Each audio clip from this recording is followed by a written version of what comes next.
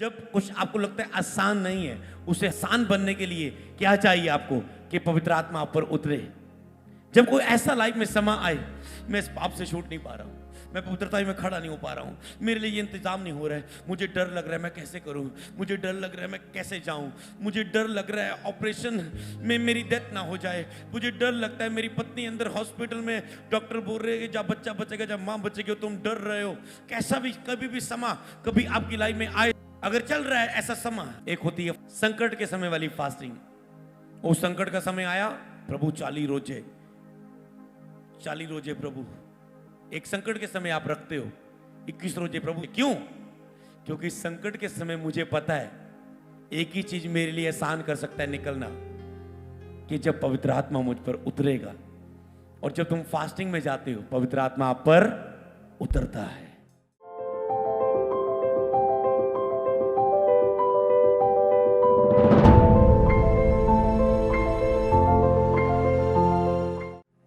Fasting में पवित्र आत्मा उतरता है आपके ऊपर। मूसा फास्टिंग में गया था, खुदा का आत्मा उस पर उतरा, बातें की। यीशु मसीह फास्टिंग में थे, आत्मा उसे जंगल में ले गया। पौलुस मारता कूटता था, आत्मा से बात करता जाता था।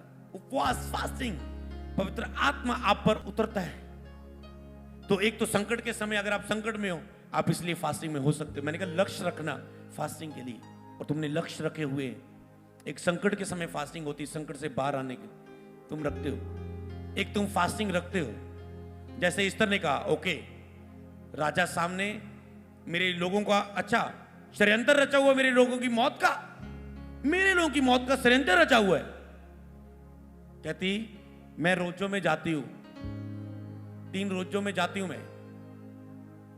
ऐसा करो तुम भी रोजों में जाओ, मोर्द के अपने लोगों को बोलो सबको रोजों में जाओ, मैं राजा के सामने पेश होती हूं। खुदा का आत्मा उतरेगा, खुदा का आत्मा उतरेगा सहायता के लिए। और सचमुच अगर राजा उसकी ओर क्रोध से देखता, राजा के बिना आज्ञा के वो उसके पास जाती, मार दी जाती। पर जब उसने फास्टिंग रखी, खुदा ने राजा के मन को बदला। कई बार हम देखते हैं टीम अपने काम में जब हमारे साथ ड्यूटी करती कुछ मिस कर देती। मैंने कहा अगर प्रभु हमारे साथ ना होता तो हम काम खराब कर देते, पर प्रभु हमारे साथ है इसलिए तू नहीं करते तो प्रभु हमारे लिए सहायता कर देता है, किसी और रास्ते से किसी और के द्वारा कर देता है। परमेश्वर का आपकी लाइफ में होना बहुत जरूरी है। तो क्या जब पवित्र आत्मा तुम पर उतरेगा उतरेगा उतरेगा, तो फास्टिंग रखी, उन पर आत्मा उतरा। इसीलिए कि जब पवित्र आत्मा पर उतरता है तब आप सामर्थ पाते हो उस काम को करने के लिए जिसके लिए आपको लगता है मुश्किल है, आप सामर्थ पाते हो।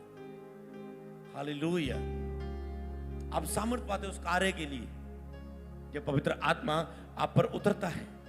कहते जब पवित्र आत्मा तुम पर उतरेगा, इसीलिए कौन से रोजे कुछ होते संकट के समय कि आप पर पवित्र आत्मा उतरे और आप उस संकट से बाहर आ जाएं। कुछ रोजे आप रखते हैं कि प्रभु मुझे ये चीजें चाहिए, संकट तो कोई नहीं है, प्रभु मैं ये आशीष चाहता हूं, मैं ये प्राप्त करना चाहता हूं अपनी कॉलिंग में, मैं मसा पाना चाहता हूं, सामर्थ पाना चाहता हूं, अन्य भाषा पाना चाहता हूं, वरदान पाने चाहता हूं, पवित्र आत्मा की उपस्थिति पाना चाहता हूं, तो मैं कुछ पाना चाहता हूं। मैं इतने रोजों में जाता हूं उस खोज के लिए, प्रेयर में नहीं, फास्टिंग प्रेयर में, कि मैं फास्टिंग के साथ प्रेयर करूंगा इन चीजों के लिए। प्रभु ने कुछ जातियां बिना प्रार्थना उपवास से नहीं जाएंगी, मतलब कुछ प्रेयर से नहीं, सुबह उठे प्रार्थना की, धन्यवाद प्रभु जी आज के दिन को तेरे हाथों में सौंपते, रात को आके काम से आए प्रार्थना की, धन्यवाद प्रभु जी सारा दिन संभाल के रखा, आमीन। ओ आज बाइबल पढ़ के भी सोना है, 2 पन्ने पढ़ लिए, प्रभु धन्यवाद। ओके, ये प्रेयर, फास्टिंग प्रेयर, जिसमें केवल तुम प्रेयर नहीं, तुम पूरा लक्ष्य लेके बैठ जाते हो, कमरे बंद कर लेते हो, द्वार बंद कर लेते हो, सीरियस हो जाते हो, प्रेयर में रहते हो, रोजों में रहते हो, वचन में रहते हो, वर्शिप में रहते हो, संगति में रहते हो। तुझे पता है लक्ष्य सामने, इस लक्ष्य के लिए मैं कुछ सीरियस हूं, कुछ आत्मिक फैसले लिए मैंने इस लक्ष्य को पूरा करने के लिए।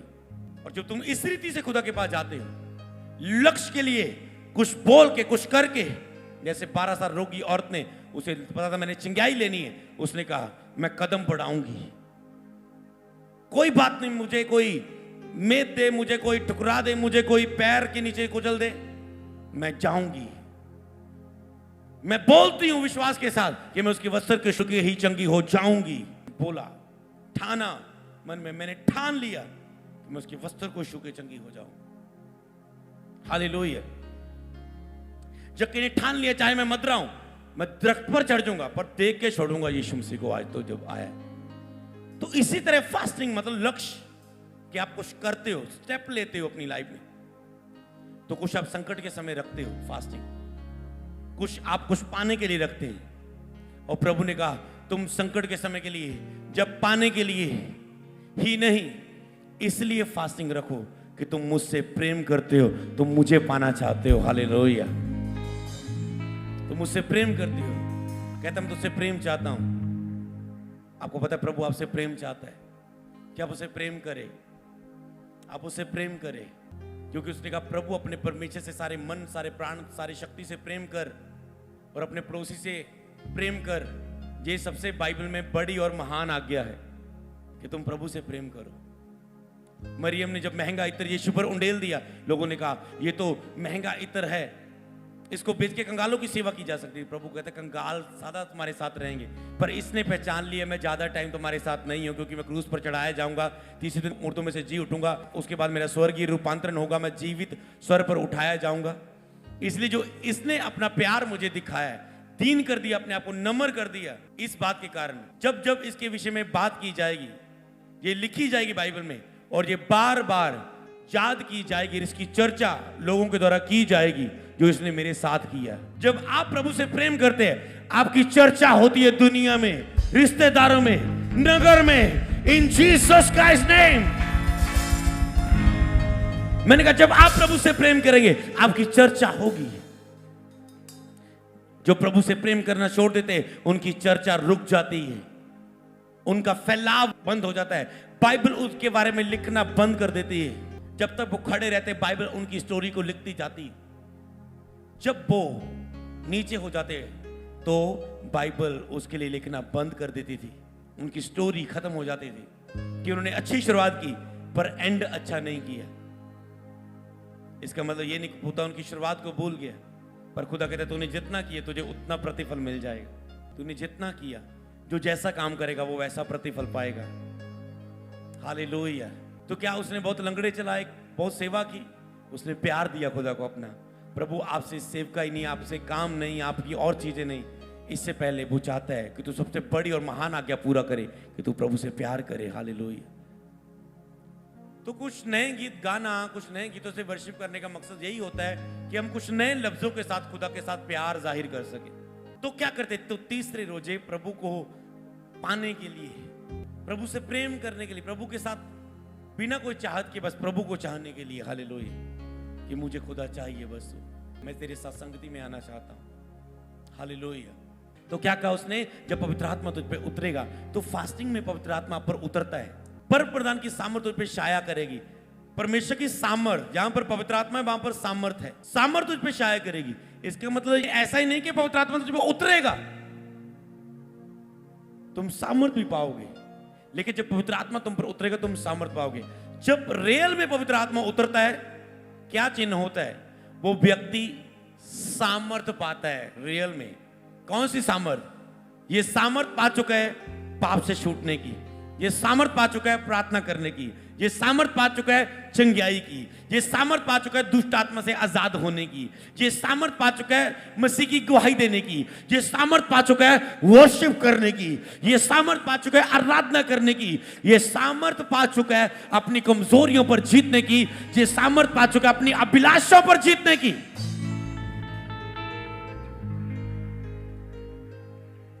रियल होली स्पिरिट का भरना ये होता है, केवल गिरना या अन्य भाषा बोलना या ताली बजाना नहीं। ये जब वो आता है, आप मूवमेंट करते हैं, आप बाहर आ जाते हैं आपे से, और वो तभी बात कर पाता है जब आप सुन कर दे, आपको बेसुध कर दे। पौलुस बेसुध हो गया जब प्रभु ने उसे घेर लिया, रास्ते में प्रगट हुए। यूहन्ना मुंह के बल, घुटनों के बल घिर गया जब खुदा की उपस्थिति उसके सामने प्रगट हुई। जब खुदा आपसे बात करना, शायद बेसुध हो गया, घिर गया खुदा के सामने, जब खुदा की उपस्थिति उसके सामने प्रगट हुई। मूसा वहां पर बेसुध हो गया, 40 दिन रात उसने कुछ नहीं खाया। 6 बजे तक रोजों की बात नहीं हो रही मूसा की, 40 दिन रात पहाड़ पे रहा, शरीर में वो बेसुध हुआ, इसीलिए इतने फास्टिंग कर पाया। दिन रात 40 दिन कुछ ना खाया, कुछ ना पिया। ओ, इसीलिए लिखा है मनुष्य केवल रोटी से नहीं, परमेश्वर के मुख से निकले वचन से जीवित रह सकता है। वहां पर मूसा को वचन मिल रहे थे, आवाज मिल रही थी, बातें मिल रही थी। इसीलिए बिना पवित्र आत्मा की सामर्थ्य से लोग फास्टिंग नहीं रख पाते। जब पवित्र आत्मा उन्हें सामर्थ्य देता है तो तुम फास्टिंग रख पाते हो।